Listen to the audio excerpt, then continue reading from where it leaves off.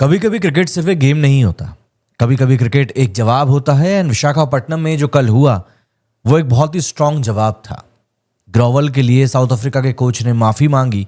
And यकीन मानिए माफ़ी बंदे ने मांगी नहीं है। जो आउटरीच इंडियंस ने दिखाया, जो गेम उसके बाद इंडिया का एलिवेट हुआ, उन सब चीज़ों ने कहीं ना कहीं ये कलेक्टिवली इस पॉइंट पर इस बात को लेकर आए हैं। टेस्ट सीरीज का 0-2 से हारने का एक जो थप्पड़ इंडियंस को पड़ा था, उसके बाद ओडीआई सीरीज का डिसाइडर काफ़ी हद तक बहुत सारी चीज़ों को अपने साथ लेकर चल रहा था। प्रेशर सिर्फ प्लेयर्स पर नहीं बल्कि कहीं ना कहीं डायरेक्शन पर भी था।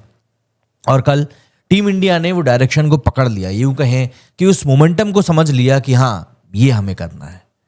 6 दिसंबर doctor Y S. Rajasekhar Reddy ACA VDCA stadium, target 271 runs का, और टीम इंडिया ने ये टारगेट चेस किया। सिर्फ और सिर्फ 39.5 ओवर्स में 9 विकेट रहते हुए 61 बॉल्स बची हुई थी। ये सिर्फ एक जीत नहीं थी बल्कि टोटल डोमिनेशन का एक अंदाज था। सीरीज के खेल की बात करूं तो टीम इंडिया इस मैच को ओडीआई सीरीज की अगर हम देखें तो रांची इंडिया ने जीता 17 रनों से, रायपुर साउथ अफ्रीका ने बाउंस बैक किया 4 विकेट से जीता, एंड वाइजैक इंडिया ने सीरीज को सील कर दिया। Result, India win series by 2-1। और हाँ, इस जीत ने टेस्ट सीरीज की चुभन को पूरा खत्म तो नहीं किया है, लेकिन चलो ठीक है, थोड़ा मलहम लगाने का काम किया है। कल का मैच एक तरीके का स्टेटमेंट था कि हम गिर सकते हैं लेकिन भूलते बिल्कुल भी नहीं है कि भाई हमारे साथ हुआ क्या है। रोहित प्लस जायसवाल, शुरुआत बहुत शानदार थी। एक तरीके से कहा जाए तो एक शानदार शुरुआत आधी जीत होती है। रन चेज में एक गोल्डन रूल है, पावर प्ले में मैच मत जीतो पर हारो भी मत। रोहित शर्मा और यशस्वी जायसवाल ने इस रूल को थोड़ा सा मॉडिफाई कर दिया। 155 रन की opening partnership, Rohit 75 run, 7 fours and 3 sixes, calm but aggressive. Jaiswal confidence, patience, class. Rohit ने सिर्फ रन्स नहीं बनाए बल्कि जायसवाल को गाइड भी किया। जायसवाल को शॉट सिलेक्शन समझाया, फील्ड पढ़ना बताया, और ये लीडरशिप होती है जो ऑब्वियस सी बात है आज की तारीख में कहीं ना कहीं मिसिंग है। ये स्कोर कार्ड में नहीं दिखती, लेकिन मैच जब आप जीतते हैं ना तब समझ में आता है।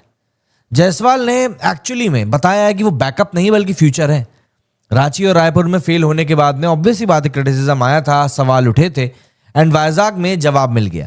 116 रन बनाए बंदे ने 121 बॉलों में, पहला ओडीआई 100, 12 चौके 2 छक्के। शुरुआत में थोड़ा सा जायसवाल ने टाइम जरूर लिया, 50 तक पहुंचने में थोड़ा पेशेंस रखा और फिर उसके बाद अपना गियर शिफ्ट किया। 50 होते ही जायसवाल ने बल्ला घुमाना शुरू किया तो रोहित ने उनको जाके बोला कि यार अपने विकेट को इतना सस्ते मत फेंक, थोड़ा प्राइस टैग लगा उसके ऊपर। एंड उसके बाद बंदा एक्चुअली में 100 के लिए खेल गया। वो सिर्फ एग्रेसिव टैलेंट नहीं बल्कि वो सिचुएशन को रीड भी बहुत शानदार से कर रहा था। और हाँ, अब वो सिर्फ एक बैकअप ओपनर नहीं है, वो लाइन में खड़ा फ्यूचर का पिलर दिखाई पड़ रहा है। रोहित शर्मा, ऑब्वियस सी बात है अब तो आप बंदे को राइट ऑफ ना ही करें तो बेहतर होगा, क्योंकि ये सिर्फ फॉर्म की बात नहीं है, बंदे के लिए माइंडसेट की बात है। एक वीडियो वायरल हो रहा है, जब टीम जीत के बाद होटल पहुंची तो होटल वालों ने केक काटा। वो केक विराट कोहली ने तो खा लिया बट रोहित ने खाने से मना कर दिया, ये बोलते हुए कि यार मैं मोटा हो जाऊंगा। रोहित की जो इनिंग थी ना, सिर्फ 75 रन कहना इस इनिंग के साथ में बहुत बड़ा इनजस्टिस होगा। उनका रोल था अर्ली प्रेशर को कंज्यूम करना, खत्म करना, साउथ अफ्रीकन बॉलर्स को डाउट में डालना, एंड कहीं ना कहीं जायसवाल को सेटल करवाना। और जब रोहित आउट हुए तो मैच ऑलरेडी इंडिया की ग्रिप में आ चुका था। ये एक तरीके की मैच्योर लीडरशिप ही होती है, बिना किसी ड्रामा के, बिना किसी हल्ले के। एंड उसके बाद जो बचा कुचा था वो तो भैया मतलब कोहली जी की गोद में चला गया। जैसे ही रोहित आउट हुए तो साउथ अफ्रीका को चलो लगा होगा कि चलो एक आध विकेट गिरा, लेकिन जैसे ही कोहली ने अंदर कदम रखा वो समझ गया कि भैया यहाँ तो काम खत्म होने वाला है। सिर्फ 45 बॉल में 144 के स्ट्राइक रेट से 65 रन, T20 वाली इनिंग, 6 चौके 3 छक्के, unbeaten partnership with Jaiswal. Virat यहां पर ओडीआई T20 हाइब्रिड मोड में थे। इंटेंट क्लियर था, नो मर्सी। वो नो लुक शॉट वाकई में याद दिलाता है कि विराट कोहली ने क्या एरा, क्या इज्जत कमाई है अपना शानदार क्रिकेट से। एंड राइटली सो, विराट को प्लेयर ऑफ द सीरीज का अवार्ड भी मिला, परफेक्टली डिजर्व्ड। अब आप इस बात को समझिए कि आप विराट कोहली को क्यों राइट ऑफ नहीं कर सकते। अच्छा, साउथ अफ्रीका ने पहले बैटिंग करी थी। इंडिया ने 20 टॉस हारने के बाद में टॉस जीता था, उनको पहले बैटिंग के लिए बुलाया। 270 पर ऑल आउट हुए 47.5 ओवर्स में। शुरुआत काफी खतरनाक थी। रियान रिकल्टन 0 रन पर आउट हुए, अर्शदीप सिंह की बॉल पर केएल राहुल ने कैच लिया। एंड फिर उसके बाद आया क्विंटन डिकॉक। भैया डिकॉक एक्चुअली में बंदे के पास क्लास तो है ही, बट शायद से उसको सपोर्ट नहीं मिल पाया। 106 रन बनाए 89 बॉल्स में, 8 चौके 6 छक्के, 23rd ओडीआई 100। इंडिया के खेले खिलाफ 7th, but cricket team game है, आपको समझना पड़ेगा। बवूमा 48, ब्रिट्सके 24, माकरम 1। एंड फिर उसके बाद कुलदीप प्लस प्रसिद्ध ने फुल स्टॉप लगा दिया। जी हाँ, प्रसिद्ध कृष्णा जो रेयरली कभी परफॉर्म करते हैं, बंदे ने कल 4 विकेट लिए। स्कोर एक वक्त पर 168 फॉर 2 था 28 ओवर्स में, और ऐसा लग रहा था कि 350 तो यहां से पूरा पूरा पॉसिबल है। लेकिन फिर उसके बाद आया स्लाइड। प्रसिद्ध कृष्णा ने लिए 4 wicket including de Kock. Kuldeep Yadav ने लिए 4 विकेट, ब्रेविस, जेनसन, बॉश और गिडी का।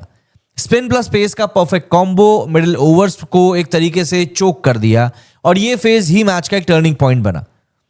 इसके अलावा एक इंटरेस्टिंग डिटेल ये भी है कि इंडिया पिछले 20 ओडीआई से लगातार टॉस हार रहा था, बट वाइजैक में राहुल ने टॉस जीता, और कहीं ना कहीं चीजें जो हैं इंडिया के फेवर में गई। सबसे बड़ी बात, ड्यू का फैक्टर भी यहां पर बहुत इंपॉर्टेंट रहा, एंड इसीलिए इंडिया को चेजिंग में एडवांटेज मिला। स्मार्ट कॉल था, एग्जीक्यूट भी इसको परफेक्टली किया गया। अपार्ट फ्रॉम दैट, इसका एक पॉलिटिकल क्रिकेट एंगल भी निकल कर आता है, और वो है गौतम गंभीर। टेस्ट सीरीज के बाद में बहुत क्रिटिसिज्म हुआ, स्ट्रैटेजी पे सवाल खड़े हुए, और वाइजैक के बाद एक चीज क्लियर हुई कि जब सब कुछ क्लिक कर रहा हो तो कोच को बोलना नहीं पड़ता।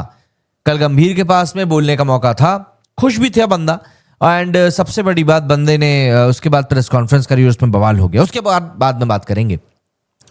अगर मैं 5 फैक्टर्स की बात करूं जिन्होंने इंडिया को जिताया, तो पहला है जायसवाल का ब्रेक थ्रू 100, दूसरा रोहित की लीडरशिप बैटिंग, तीसरा कोहली का रूथलेस फिनिशिंग, चौथा कुलदीप प्रसिद्ध का मिडिल ओवर कंट्रोल, एंड 5वां टॉस प्लस चेज स्ट्रैटेजी। इसी को कंप्लीट टीम परफॉर्मेंस कहा जाता है।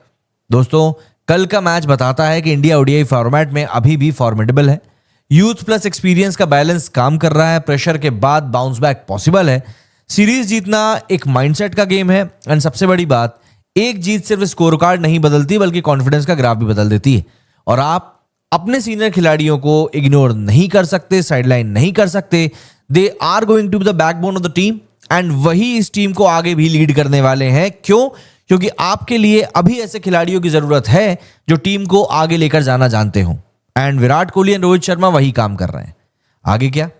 सवाल ये नहीं है इंडिया जीत सकती है या नहीं, सवाल ये है कि इंडिया इस कंसिस्टेंसी को कब तक पकड़ के रख पाएगी, क्योंकि टैलेंट हमेशा था, बस एग्जीक्यूशन सही टाइम पर नहीं हो रहा था। और ऐसा लगता है कि इस सीरीज ने हमको वही एक चीज निकाल कर दिखा दी। जाहिर सी बात है, रोहित, विराट कोहली दोनों ने बहुत शानदार गेम दिखाया है, एंड यही कारण है कि विराट ने अपनी 22वीं man of the series trophy जीती है। इससे पहले 20 ट्रॉफी सचिन तेंदुलकर रिकॉर्ड हुआ करता था, एंड विराट कोहली ने एक बार फिर से अपनी अथॉरिटी के साथ ने बताया है कि क्यों विराट कोहली के नाम से आज भी दुनिया डरती है, और क्यों आज भी विराट कोहली को स्लेज करने से पहले टीम कई बार सोचती है। आपको कल का मैच कैसा लगा, कमेंट करके जरूर बताइएगा। इंडिया का बेस्ट प्लेयर आपके हिसाब से कौन रहा, और क्या ये टीम वर्ल्ड कप मोड में वापस आ चुकी है या नहीं, कमेंट में जरूर बताइएगा। ऑब्वियसली बात है, बॉलिंग तो टॉप नॉच नहीं है, बट स्टिल कहीं ना कहीं कुछ क्लिक्स तो हमारे लिए पॉजिटिव हुए हैं। अब देखते हैं, अभी T20 शुरू होने वाला है, उसमें क्या माजमा निकल के आता है। बाकी आप लोग कमेंट सेक्शन में जरूर बताइएगा कि आपका इस बारे में क्या कुछ कहना है। मेरे स्टूडियो फिलहाल इतना ही। जय हिंद, जय भारत।